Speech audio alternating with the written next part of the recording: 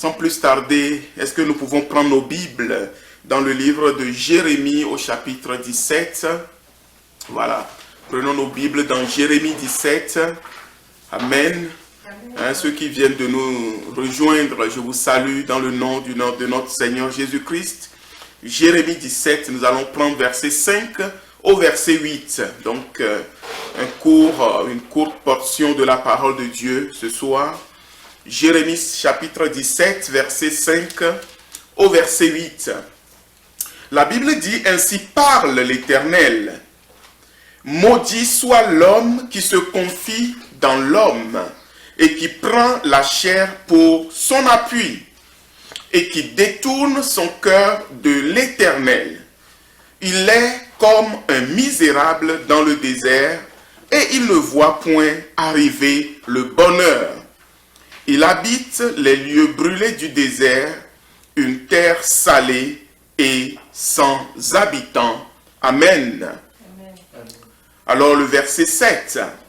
Béni soit l'homme qui se confie dans l'Éternel et dont l'Éternel est l'espérance. Il est comme un arbre planté près des eaux et qui étend ses racines vers le courant. Il n'aperçoit point la chaleur quand elle vient, et son feuillage reste vert. Dans les années de la sécheresse, il n'a point de crainte, et il ne cesse de porter du fruit. Amen.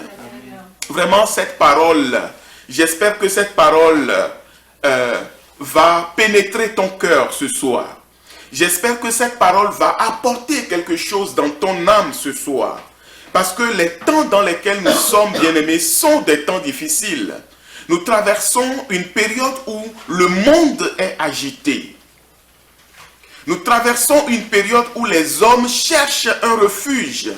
Chacun cherche un appui. Chacun cherche un secours.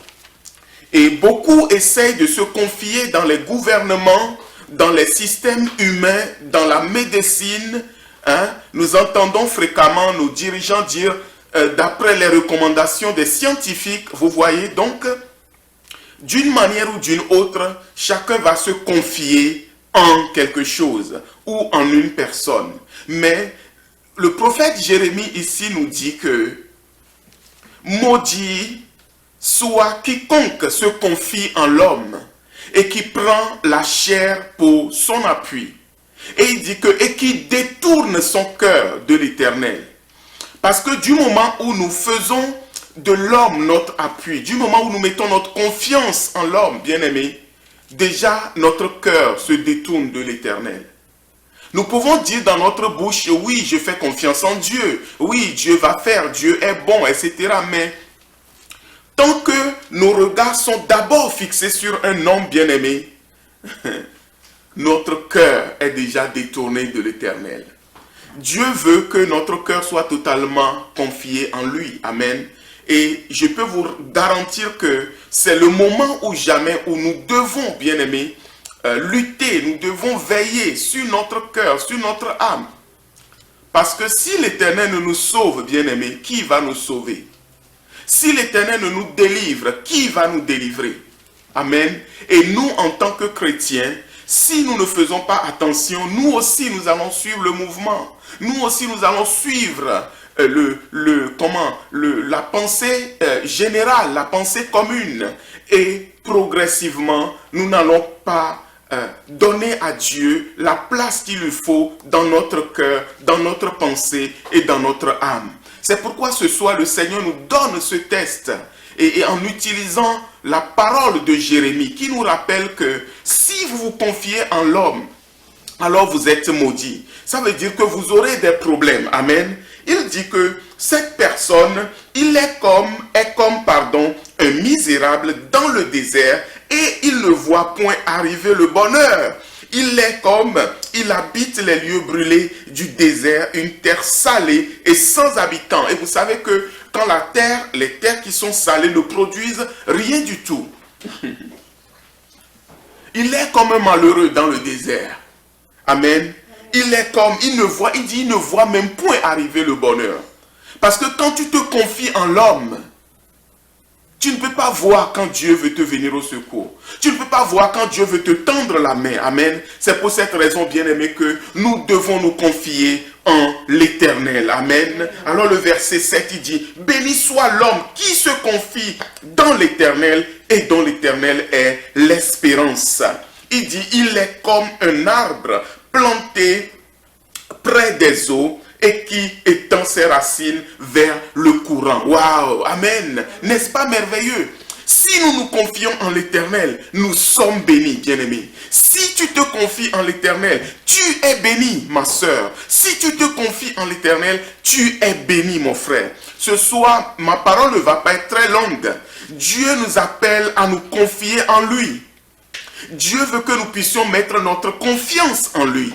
Dieu veut que nous puissions mettre notre espérance en lui. Amen. Ni ton père, ni ta mère, ni ta femme, ni ton mari, ni tes enfants, personne ne pourra te sauver. Même pas le gouvernement. Amen. Ils font de leur mieux, mais bien aimé, Dieu nous encourage ce soir à mettre notre confiance uniquement et exclusivement en lui. Il dit que quand nous nous confions en l'Éternel, nous sommes comme un arbre qui est planté près des eaux. Vous imaginez? C'est comme un arbre qui est planté au bord d'un fleuve. Et il continue. Et qui étend, ses racines vers le courant. Alléluia. Et il continue. Il dit, il n'aperçoit point la chaleur quand elle vient, et son feuillage reste vert.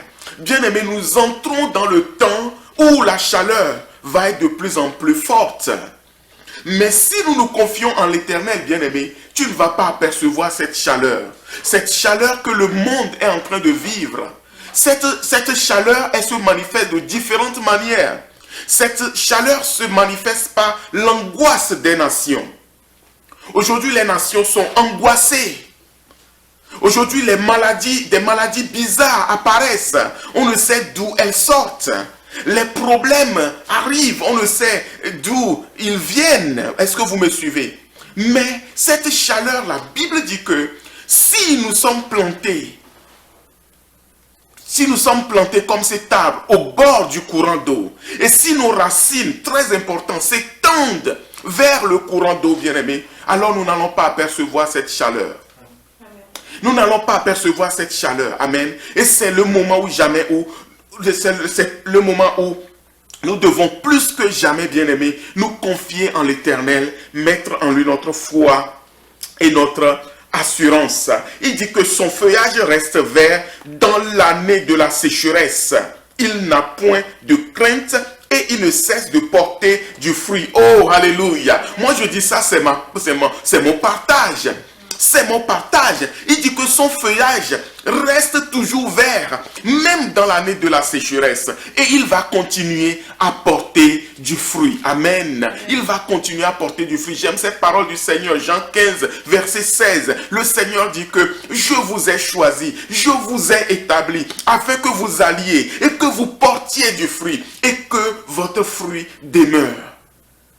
Quelles que soient les circonstances, bien-aimés, nous devons porter du fruit. Quels que soient les temps, bien-aimés, nous devons porter du fruit. Amen. Et ce soir, mon frère, ma soeur, étends tes racines vers le courant. Ne laisse vraiment rien t'empêcher de continuer à faire confiance en Dieu. Amen. Que tes racines soient étendues vers le courant. Vers quel courant? Le courant de la parole de Dieu. Le courant de l'Esprit de Dieu. Le courant de la méditation. Le courant de la prière, bien-aimés. Ce que nous faisons tous les mercredis et tous les vendredis, bien-aimés, et dimanche, c'est capital pour notre vie, notre survie spirituelle.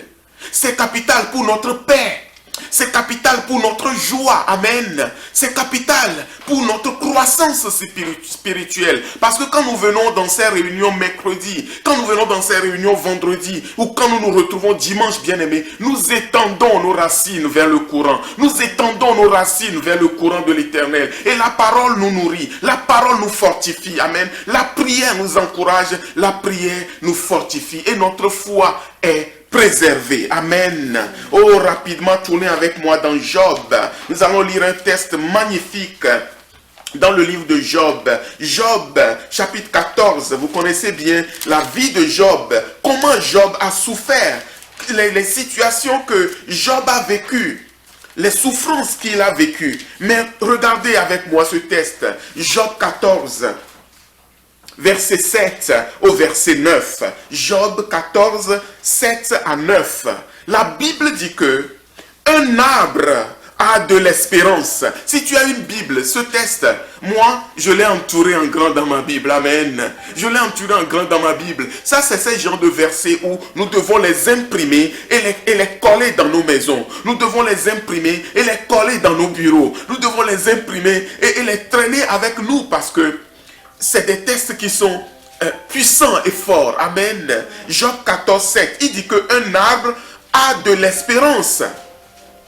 Quand on le coupe, il repousse. Dieu dit qu'un arbre, même un arbre a de l'espérance. Quand on le coupe, il va repousser. Amen. Et pourtant, dans Matthieu, Jésus disait que de ne pas nous inquiéter. Parce que Dieu prend soin des oiseaux du ciel. Il prend soin des arbres. Il prend soin de la fleur, des champs. N'est-ce pas la parole de Dieu?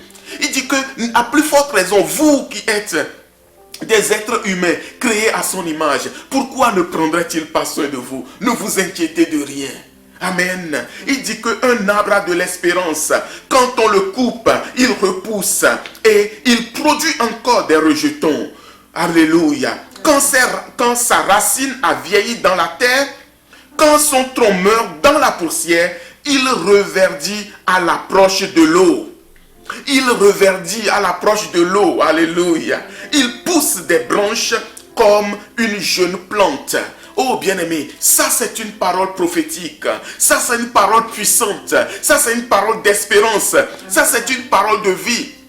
Si un arbre, Dieu te dit qu'un arbre a de l'espérance, as-tu de l'espérance mon frère? As-tu de l'espérance ma soeur? Toi qui écoutes ce message ce soir, est-ce que tu as de l'espérance? Dans nos maisons, avons-nous encore de l'espérance? Où nous sommes là à compter nos problèmes, où nous sommes là à compter nos difficultés. Bien-aimé, Dieu m'a vraiment mis à cœur d'encourager l'église.